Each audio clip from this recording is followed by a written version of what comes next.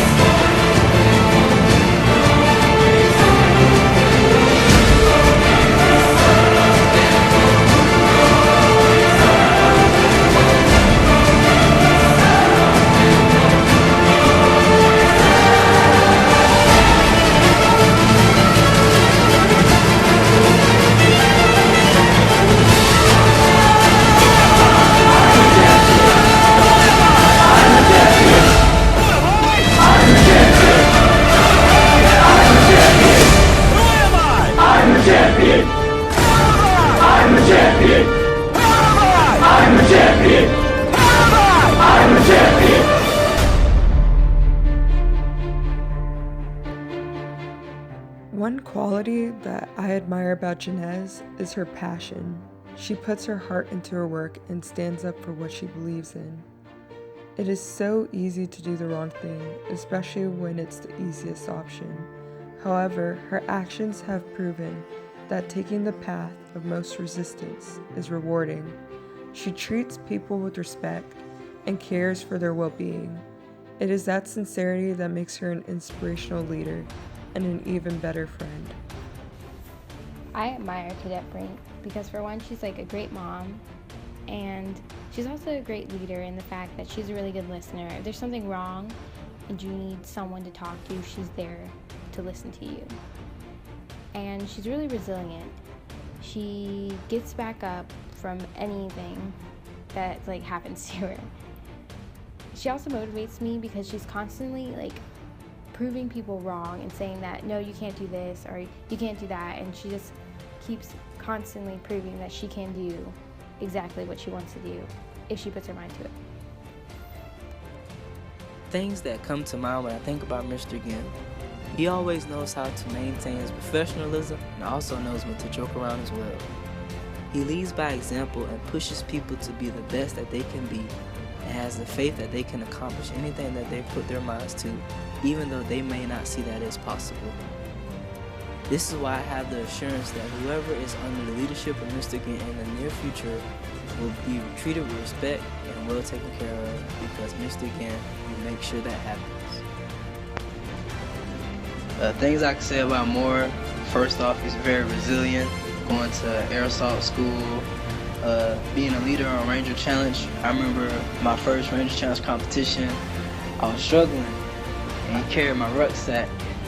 And I told him at the end of the competition, I was like, you'll never carry my rucksack again because I want to be great like you. Q has helped me out a lot, even though she might not know it. During my MS2 year, I had to learn how to swim to pass CWST, and I came to multiple practices, but I just couldn't get one thing down, and that was be able to tread for 5 minutes straight. And the day that she came and instructed us, I feel like she taught me a lot, and I really appreciate what she's given me. G, he is a great motivator. He always pushed me to go better. He left me with a quote. His quote is, the difference between those who succeed and fail are those who don't take advantage of opportunities. So every time you have an opportunity to make yourself better, you should take it. I've always found Miss Golden to be a very inspirational leader, and this is because you always see that she's doing the right thing, and you know that she's doing the right thing. It doesn't matter if it's behind the scenes, it doesn't matter if it's up front in front of everybody. She's been sergeant major, she's been a squad leader, but in every single position that she has, she always handles it with grace and poise, and that's what I like about Miss Golden. I admire Farmer because he's probably one of the most optimistic people that I know. In the worst situations, he really knows how to make things better. I remember one time in FTX that we were going through a tough situation, but he still managed to think optimistically, and I like that. I really respect him for that, and it's just awesome how we can just embrace this up together, and just with Farmer, he just makes things better. I like how we can joke around. He's just a really laid-back person, and he's a very hard-working person as well. He's very dedicated to everything, and he's always trying to make himself better every day. And I know that he's going to make a great leader in the United States military. And Chavez is a great leader. He's taught me a lot of things this semester. He's always pushing me to become better, and he can come in for any type of advice, even if it's not even relevant to ROTC. I think Chavez is a really great leader because he's a very competent leader. He always knows what he's doing. He always has a plan of action in place. And there are even times where if things don't go the way that he wants them to, he's very adaptable and very able to handle situations that he can't see coming. Seppa's actions speak for her character. She's outgoing, enthusiastic, and motivates people to push themselves. Even in the worst situations, she can foster a positive environment. She carries herself in a humble manner and demonstrates how a leader can grow by learning from their subordinates. There is no such thing as giving up. All she sees is a challenge, which she will excel at because she is resilient. When I met Cadet Cawthorn 2 years ago, the first thing I noticed was his willingness to help other cadets and other people in general. Cadet Cawthorn is the epitome of a servant leader. No matter what he's doing, he will drop whatever is in front of him and help that person to achieve their task. We worked in a lab together, and I had questions, and I knew he was busy, but he dropped what he was doing at the time to help me so that I could successfully carry out the lab. One of the things that I could tell from the very beginning was that Birdsong was going to be an exceptional leader. And this was something that wasn't missed by command either. From her first award that was given to her by Colonel Cantrell to the many decorations and accolades that she's gotten throughout her ROTC cadet career, I can tell that she is for sure one of the best cadets that we've ever had come through the program itself. And any command who gets her is going to be an exceptional unit because of the tenacity and the dedication that she brings to